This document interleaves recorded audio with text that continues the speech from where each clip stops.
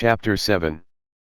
Mr. Bennet's property consisted almost entirely in an estate of 2,000 a year, which, unfortunately for his daughters, was entailed, in default of heirs male, on a distant relation, and their mother's fortune, though ample for her situation in life, could but ill supply the deficiency of his. Her father had been an attorney in Meryton, and had left her £4,000. She had a sister married to a Mr. Phillips, who had been a clerk to their father and succeeded him in the business, and a brother settled in London in a respectable line of trade.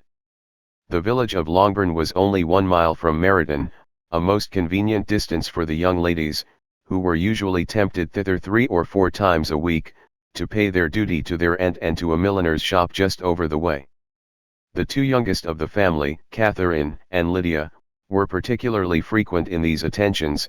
Their minds were more vacant than their sisters, and when nothing better offered, a walk to Meryton was necessary to amuse their morning hours and furnish conversation for the evening, and however bare of news the country in general might be, they always contrived to learn some from their aunt. At present, indeed, they were well supplied both with news and happiness by the recent arrival of a militia regiment in the neighborhood. It was to remain the whole winter, and Meryton was the headquarters. Their visits to Mrs. Phillips were now productive of the most interesting intelligence. Every day added something to their knowledge of the officers' names and connections. Their lodgings were not long a secret, and at length they began to know the officers themselves.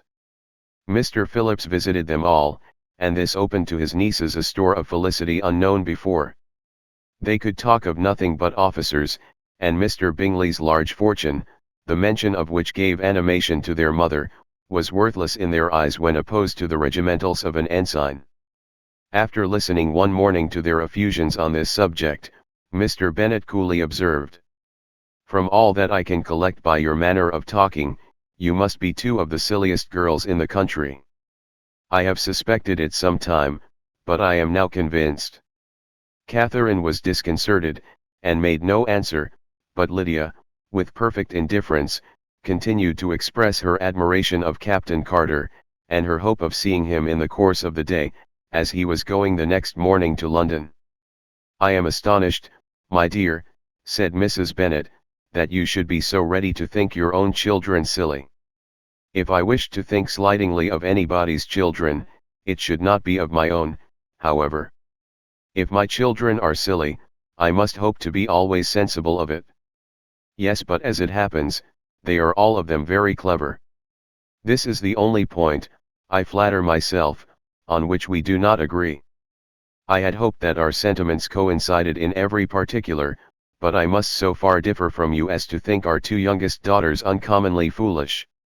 My dear Mr. Bennet, you must not expect such girls to have the sense of their father and mother. When they get to our age, I dare say they will not think about officers any more than we do. I remember the time when I liked a red coat myself very well, and, indeed, so I do still at my heart, and if a smart young colonel, with 5 or 6,000 a year, should want one of my girls, I shall not say nay to him, and I thought Colonel Forster looked very becoming the other night at Sir William's in his regimentals." "Mamma," cried Lydia, "my aunt says that Colonel Forster and Captain Carter do not go so often to Miss Watson's as they did when they first came. She sees them now very often standing in Clark's library." Mrs. Bennet was prevented replying by the entrance of the footman with a note for Miss Bennet. It came from Netherfield, and the servant waited for an answer. Mrs. Bennet's eyes sparkled with pleasure, and she was eagerly calling out, while her daughter read, "Well, Jane, who is it from? What is it about? What does he say? Well, Jane, make haste and tell us, make haste, my love." "It is from Miss Bingley," said Jane, and then read it aloud. "My dear friend, if you are not so compassionate as to dine today with Louisa and me, we shall be in danger of hating each other for the rest of our lives, for a whole day's tete-a-tete between 2 women can never end without a quarrel. Come as soon as you can on receipt of this. My brother and the gentlemen are to dine with the officers. Yours ever, Caroline Bingley." "With the officers!" cried Lydia. "I wonder my aunt did not tell us of that." "Dining out," said Mrs. Bennet, That is very unlucky. Can I have the carriage? Said Jane. No, my dear, you had better go on horseback, because it seems likely to rain, and then you must stay all night. That would be a good scheme, said Elizabeth, if you were sure that they would not offer to send her home. Oh! But the gentlemen will have Mr. Bingley's chaise to go to Meryton, and the Hursts have no horses to theirs. I had much rather go in the coach. But, my dear, your father cannot spare the horses, I am sure. They are wanted in the farm, Mr. Bennet, are they not? They are wanted in the farm much oftener than I can get them. But if you have got them today, said Elizabeth, my mother's purpose will be answered. She did at last extort from her father an acknowledgment that the horses were engaged. Jane was therefore obliged to go on horseback, and her mother attended her to the door with many cheerful prognostics of a bad day. Her hopes were answered. Jane had not been gone long before it rained hard. Her sisters were uneasy for her, but her mother was delighted. The rain continued the whole evening without intermission. Jane certainly could not come back. This was a lucky idea of mine, indeed, said Mrs. Bennet more than once, as if the credit of making it rain were all her own. Till the next morning, however, she was not aware of all the felicity of her contrivance. Breakfast was scarcely over when a servant from Netherfield brought the following note for Elizabeth. My dearest Lizzie, I find myself very unwell this morning, which, I suppose, is to be imputed to my getting wet through yesterday. My kind friends will not hear of my returning till I am better. They insist also on my seeing Mr. Jones, therefore do not be alarmed if you should hear of his having been to me, and, excepting a sore throat and headache, there is not much the matter with me. Yours, etc. Well, my dear, said Mr. Bennet, when Elizabeth had read the note aloud, if your daughter should have a dangerous fit of illness, if she should die, it would be a comfort to know that it was all in pursuit of Mr. Bingley, and under your orders. Oh! I am not afraid of her dying. People do not die of little trifling colds. She will be taken good care of. As long as she stays there, it is all very well.